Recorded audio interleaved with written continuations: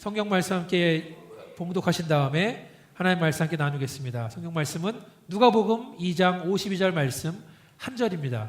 우리가 한글로 한 번 읽고 앞에 보시면 영어로 나와 있는 영어도 한번 읽도록 하겠습니다. 시작. 예수는 그 지혜와 키가 자라가며 하나님과 사람에게 더욱 사랑스러워 가시더라. 영어로 And Jesus grew in wisdom and stature, in favor with God and man. Amen. 자, 오늘 우리는 미다 우리 가정의 헌화 예배를 함께 축복하고 축하하기 위해서 모였습니다. 헌화식은 설교를 마치는 예배 마지막 부분에 진행될 예정입니다. 한 남자와 한 여자가 두 사람이 만나서 한 가정을 이루는 것도 기적입니다. 그렇죠? 그런데 두 사람 사이에 이렇게 이쁜 아기가 태어나는 것도 기적이고 또 매일매일 조금씩 자라나는 것도 기적입니다. 기적 중에 기적입니다. 오늘 우리가 함께 읽은 말씀은 예수님의 어린 시절에 대한 말씀입니다. 성경은 예수님의 어린 시절에 대해서 많은 정보를 우리에게 주고 있지는 않습니다. 그렇지만 우리가 믿는 것은 예수님께서 2000년 전에 이 세상에 오셨을 때 갓난아기로 태어났다는 것입니다. 예수님께서 갓난아기로 오셨다는 것은 어머니의 돌봄, 지금도 엄마가 뒤에서 붙잡고 있는데 어머니의 돌봄이 24시간 필요한 아주 연약한 아기로 태어났다는 겁니다. 어머니는 아기한테 젖도 줘야 되고 기저귀도 갈아줘야 되고 또 놀라지 않게 옆에 있어줘야 되고 또 옆에서 계속 울거나 그럴 때마다 있어줘야 됩니다. 아마 예수님의 모친인 마리아도 다른 어머니들처럼 아기 예수님 옆에서 24시간 동안 잠도 못 자면서 예수님을 돌봤을 것으로 믿습니다. 예수님께서 이렇게 연약한 아이로 이 땅에 오셨다는 말은 예수님도 일반 아이들처럼 발달 과정, 인간의 발달 과정을 순서대로 밟았다는 이야기입니다. David, are you listen to the sermon? Samuel? 예, 좀 도와주세요.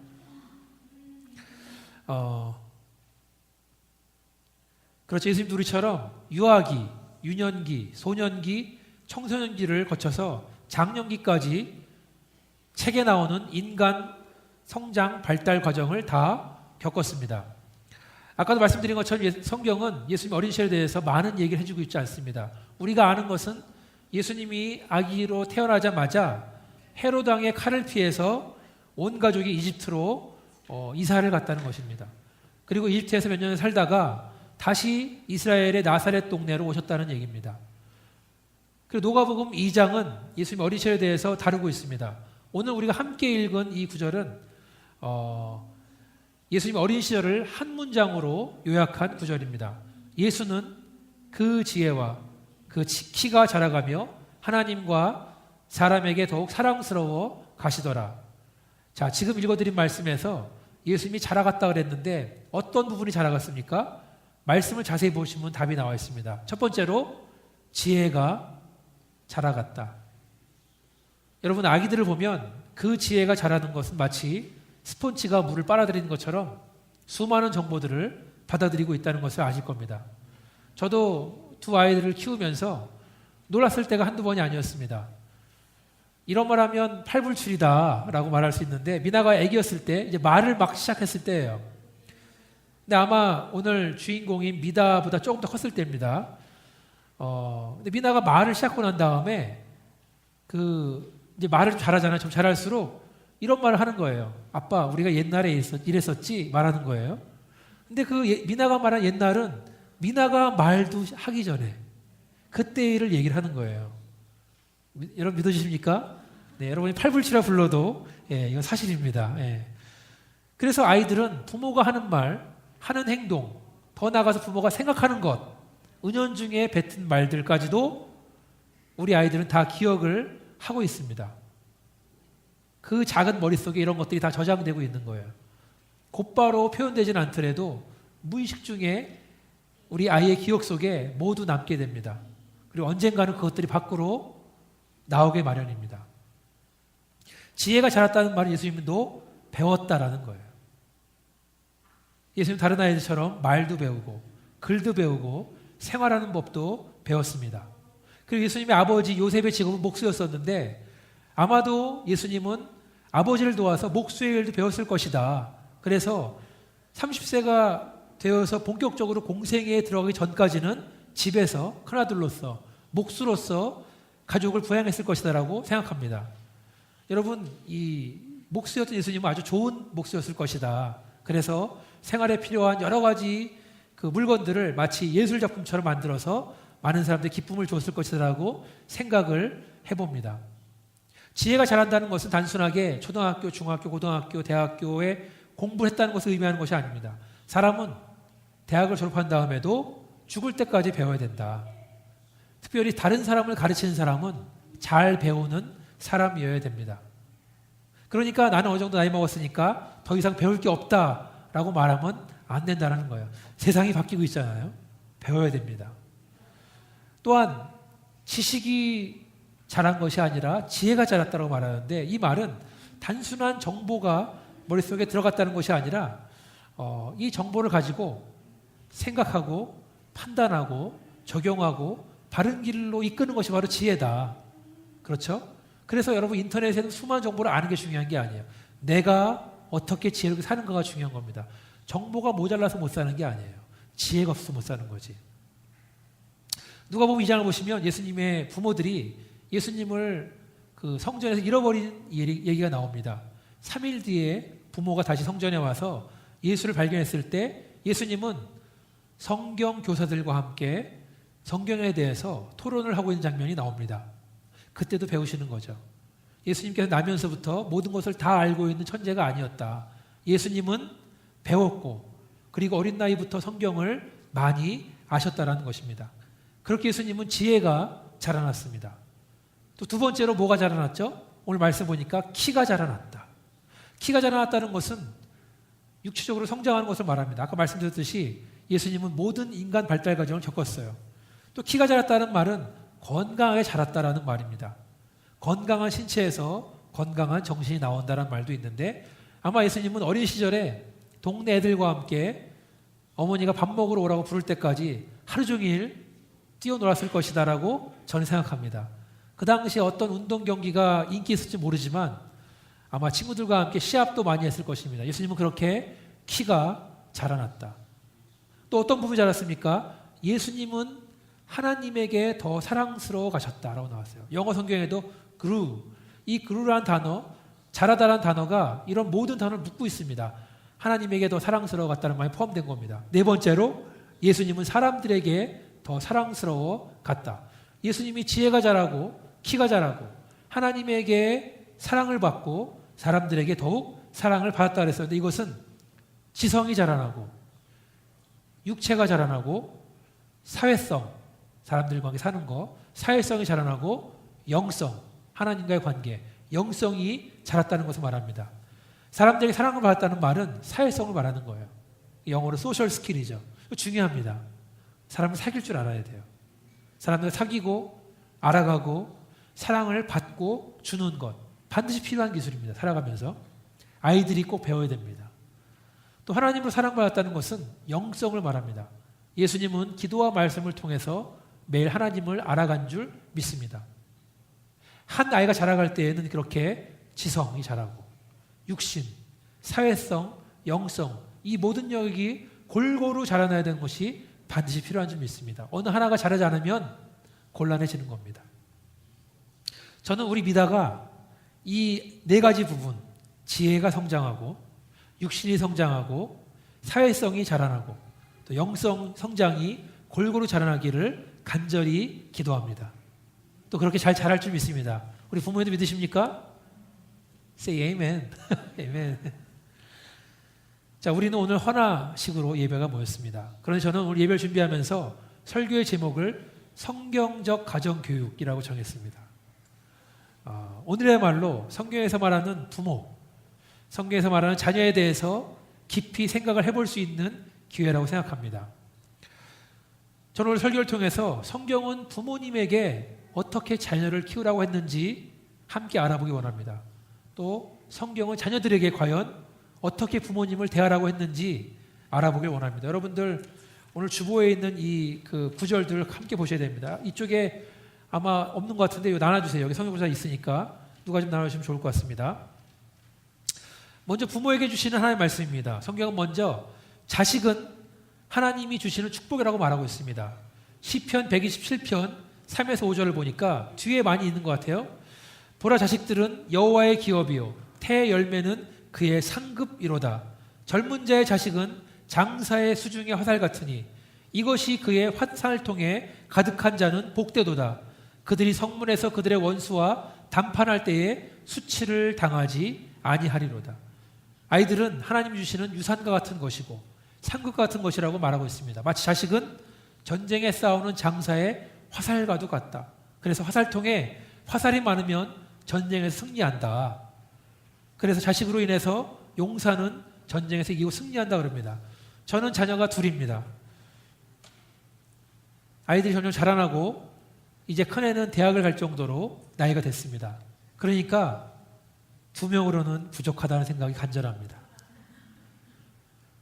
그래서 저는 자녀가 많은 가정이 참 부럽습니다. 그래서 저는 젊은 부부에게 반드시 아이를 많이 낳으라고 권면을 합니다. 한국에서는 아이를 낳아도 양육비가 너무 많이 들어서 못 낳는다 그러는데 저는 태어나는 아이들은 각자 하나님께서 반드시 책임져 주신다라고 믿습니다. 지난번에 케일럽과 문선이 영상 통화로 우리한테 인사를 전하면서 자기들이 선교지에서 교회로 돌아올 때마다 아기가 하나씩 늘어서 이제 3명이다라고 말한 적이 있었는데 그래서 더 이상은 아이를 안 낳을 계획이다라고 말했었는데 저는 자녀는 많을수록 좋다고 생각합니다.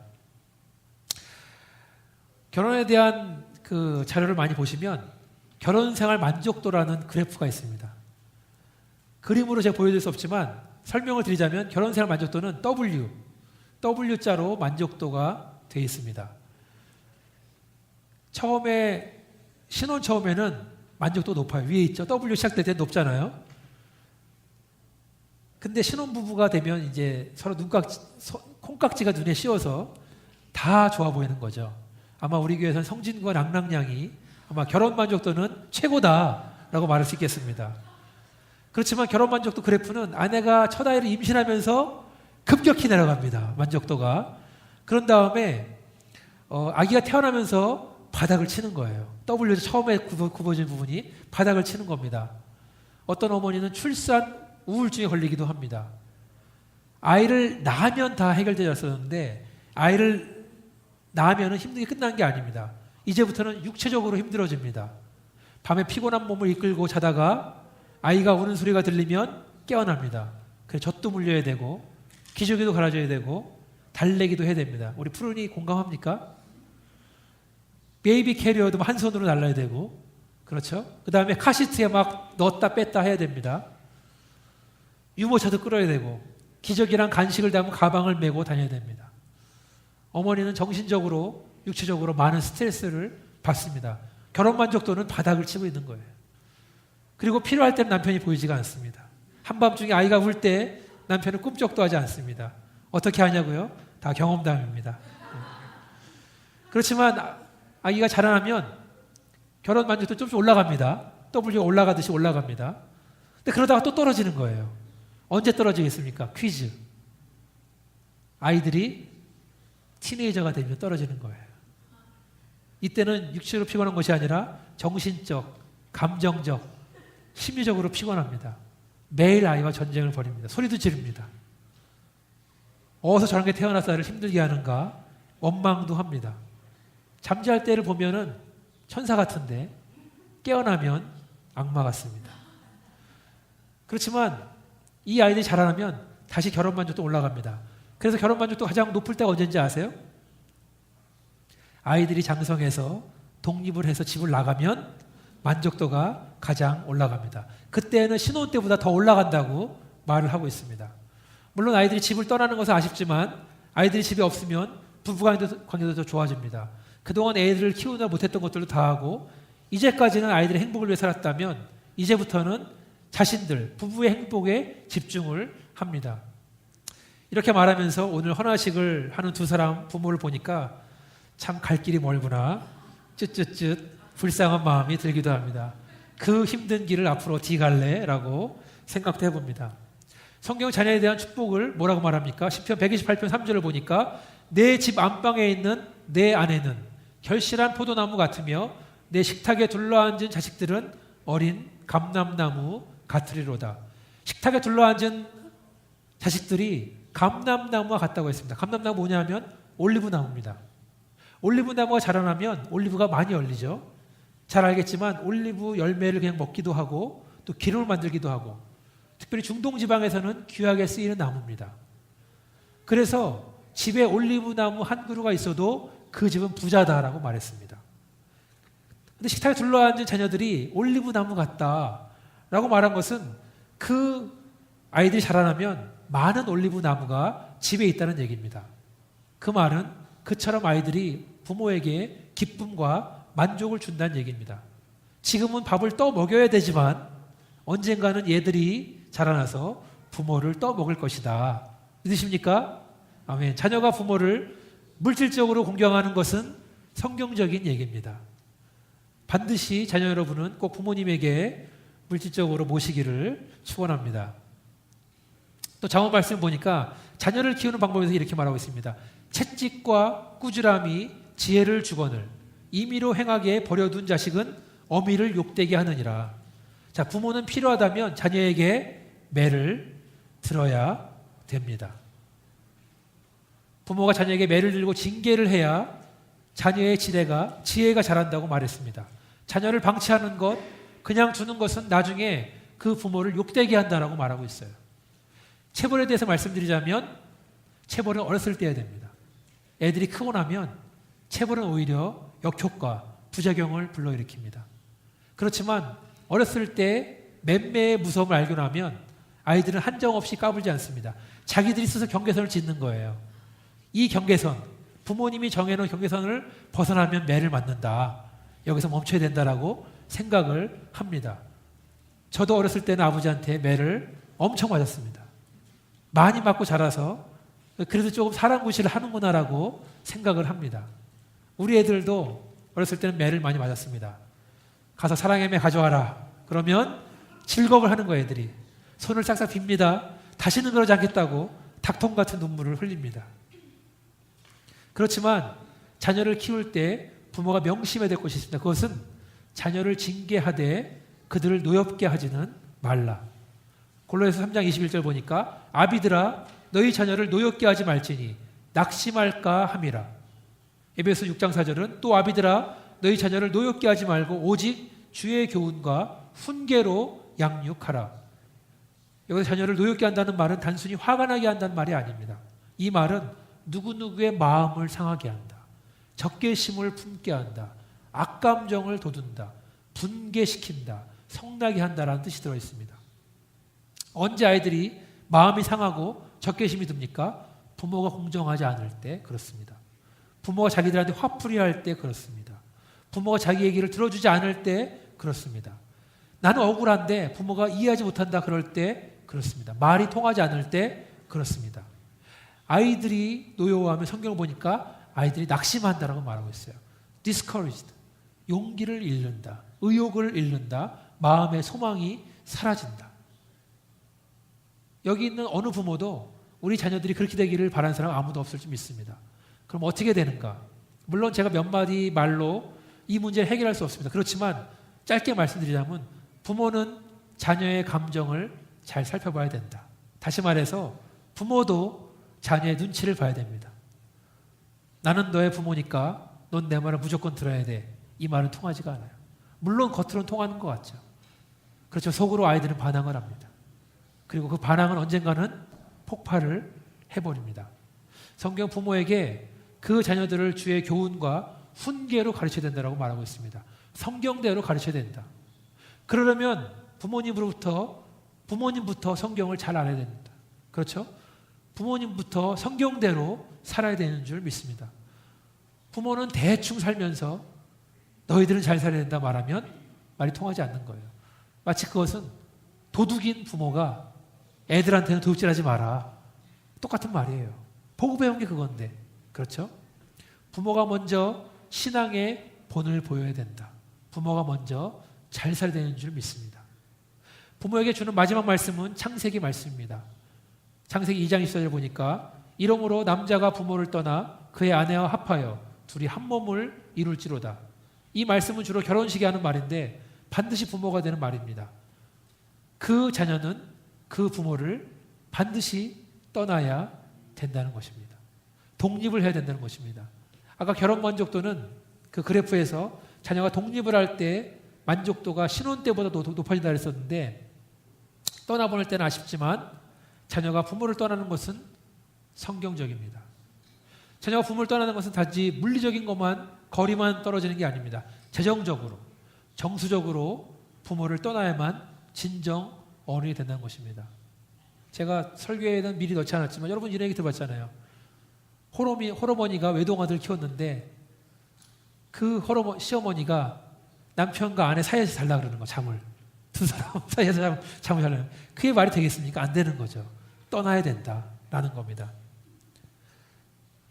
자녀는 하나님께서 부모에게 주신 선물입니다. 자녀는 부모의 소유가 아닙니다.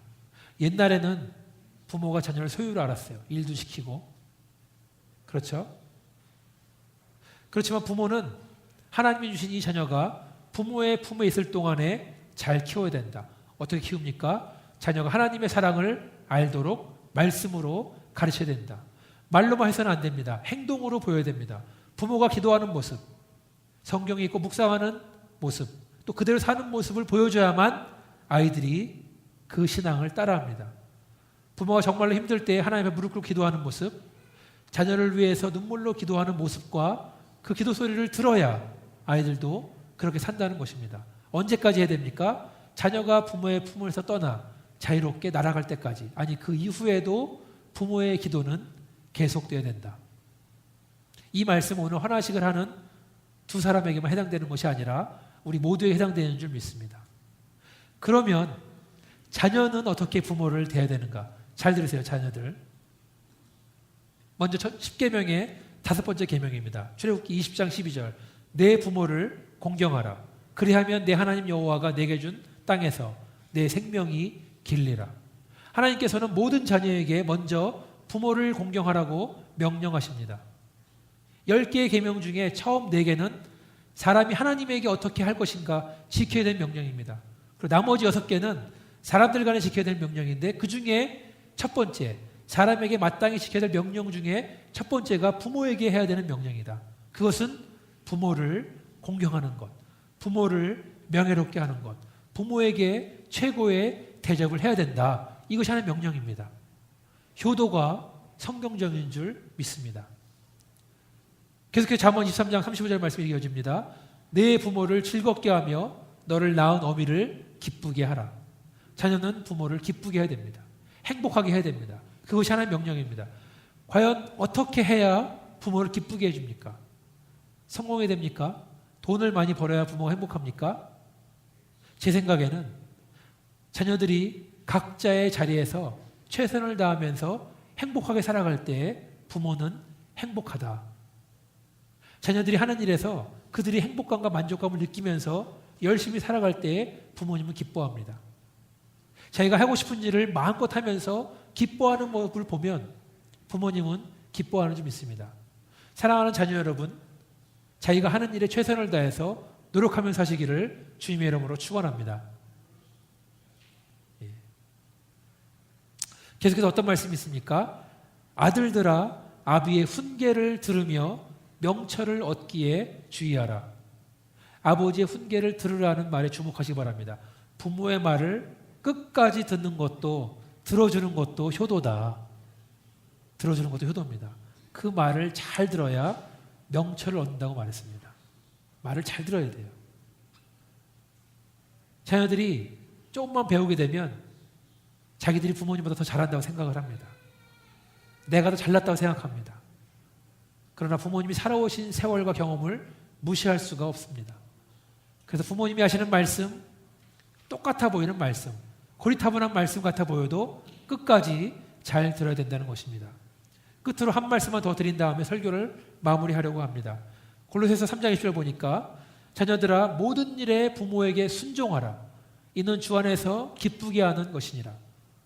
부모님께 순종을 해야 됩니다. 그것이 하나님을 기쁘게 한다고 했습니다. 하나님을 잘 믿고 싶으면 먼저 부모의 말씀에 순종을 해야 된다. 그것이 신앙생활을 잘하는 비결입니다.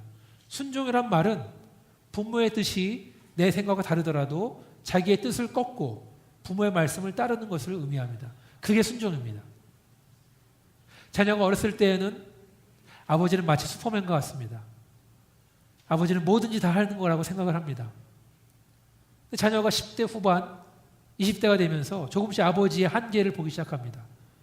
자기가 아버지보다 키도 더 커진 것 같고 힘도 세진 것 같습니다. 그러다가 30대, 40대가 되면 아버지는 답답한 노인과 같습니다. 그저 자기 잘난 맛에 살고 있습니다. 그렇죠. 자녀가 50대, 60대가 되면 이제 대부분의 아버지는 안 계십니다. 그리고 그때 생각을 합니다. 아버지라면 과연 이럴 때 어떻게 하셨을까? 살아가면서 아버지의 지혜가 정말 필요하다는 것을 느끼게 됩니다. 이제 설교를 마무리합니다. 그리고 헌화식으로 이어집니다. 다 함께 말씀 생각하면서 조용히 기도하시기를 바라겠습니다. 나는 자녀로서 혹은 부모로서 어떻게 살아야 되는지를 기도하시기 바랍니다. 그리고 이제 이어지는 헌화식을 위해서 기도해 주시기 바라겠습니다. 같이 한번 기도하면서 헌화식을 준비하도록 하겠습니다.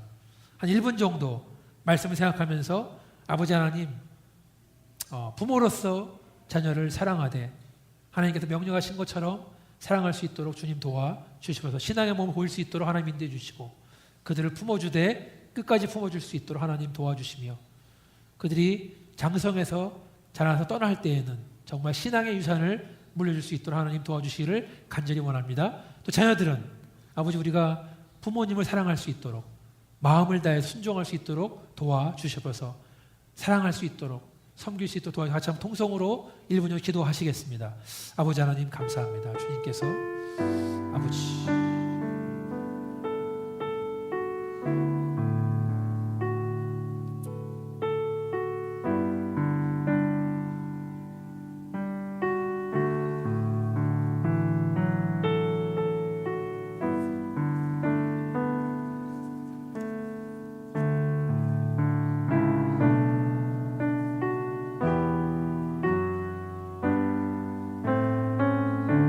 아버지 하나님 감사합니다. 오늘 말씀을 통해서 우리에게 주신 말씀 아버지 부모로서 하나님께서 자녀를 사랑하듯이 자녀를 사랑할 수 있도록 하나님 도와주시고 기도하게 하시고 아버지 하나님 그들을 노엽게 하지 않고 그들이 말씀 안에서 자라갈 수 있도록 먼저 신앙의 본을 보이는 부모가 될 수 있도록 우리 모두가 헌신하기를 원합니다.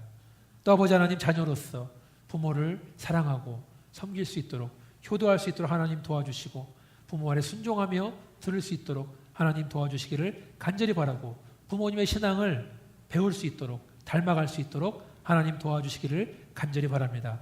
오늘 헌화식을 통해서 아버지 하나님 이 가정 가운데 주님의 은혜가 충만히 거하여 주시고 우리 미다가 하나님께 들어진 바 될 때에 아버지 하나님 주님께서 받아주시고 정말 이 가정 가운데 하나님의 큰 은혜가 함께 해주시며 미다가 그 지혜가 자라나고 키가 자라나고 하나님에게 사람들이 사랑을 받는 아이로 건강히 자랄 수 있도록 하나님 도와주시옵소서. 이 모든 말씀 예수 이름으로 기도했습니다. 아멘.